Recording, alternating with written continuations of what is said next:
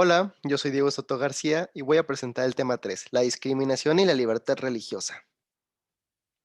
Es importante mencionar que toda la información de esta presentación viene de este documento, el Dignitatis Humanae, escrito por el Papa Pablo VI en el año 1965.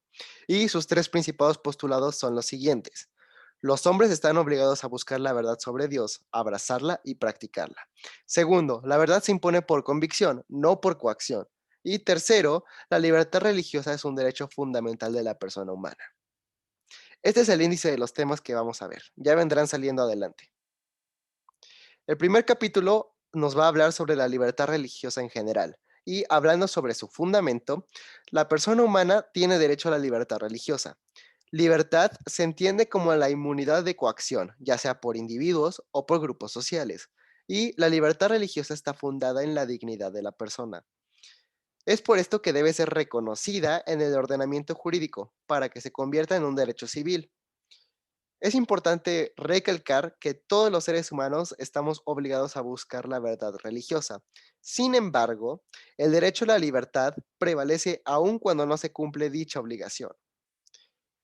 La verdad debe buscarse siempre respetando la dignidad de la persona humana. Pero, ¿cómo se logra esto? Pues por medio de la libre investigación, la educación, la comunicación y el diálogo.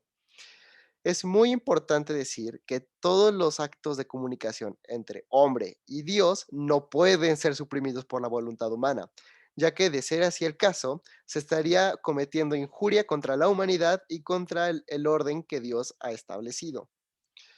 Los actos religiosos por sí mismos, por su propia naturaleza, trascienden, por lo que no le competen a la autoridad civil reprimirlos o extinguirlos. Una institución muy importante para la libertad religiosa son las comunidades religiosas. ¿Por qué? Pues porque la libertad religiosa compete tanto a individuos como a comunidades. Asimismo, la naturaleza social de tanto el hombre como de la religión exige la existencia de estas. Por ende, las comunidades religiosas cuentan con sus propios derechos en particular. Por ejemplo, ejercer sus propios principios religiosos, reunirse libremente, libertad de enseñanza, libertad para construir sus propios edificios, etc. Otra institución muy importante es la familia, y sus derechos en particular pueden ser tener una vida religiosa bajo la dirección de los padres, determinar la forma de educación religiosa para los hijos, etc. Asimismo, hay violaciones directas contra esta figura. Por ejemplo, tratar de imponer un único sistema de educación que excluya la formación religiosa u obligar a los hijos a asistir a lecciones escolares que violenten sus principios religiosos. La libertad religiosa debe ser promovida siempre, ya que ésta busca el bien común. Es por esto que la protección de esta concierne tanto a los ciudadanos como a las autoridades civiles y a la Iglesia. Pero, ¿cómo se hace esto? Pues por medio de leyes justas y otros medios aptos que faciliten la vida religiosa. Bajo ninguna circunstancia, nunca se debe recurrir a la fuerza, al miedo o a circunstancias similares. Sin embargo, la libertad religiosa tiene sus límites, ya que, como ésta se ejerce en sociedad, ésta se ve sujeta a las normas que la regulan. Sin embargo, la sociedad tiene derecho a protegerse contra los abusos a la libertad religiosa, siempre que sea de manera justa y nunca arbitraria. El segundo capítulo profundiza en la visión católica acerca de la libertad religiosa.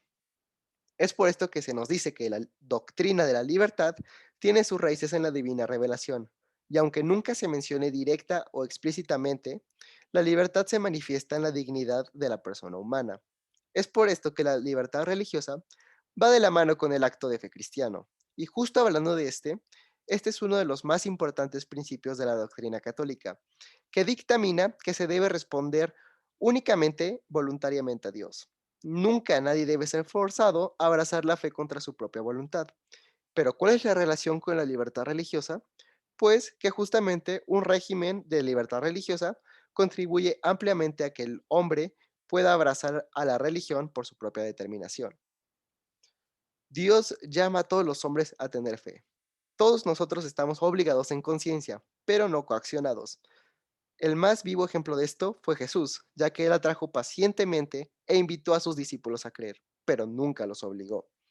Los apóstoles, enseñados por el camino de Cristo, siguieron el mismo camino, y hoy en día la iglesia pretende seguir justamente el mismo camino. La libertad de la Iglesia es un principio fundamental, ya que éste regula las relaciones entre la Iglesia y los poderes civiles.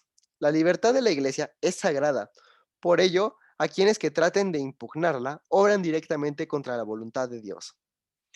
Y pasando por último a las obligaciones, la Iglesia tiene la obligación de difundir la palabra de Dios y glorificarla, mientras que todos los creyentes tenemos la obligación de conocerla cada vez mejor, anunciarla fielmente y defenderla.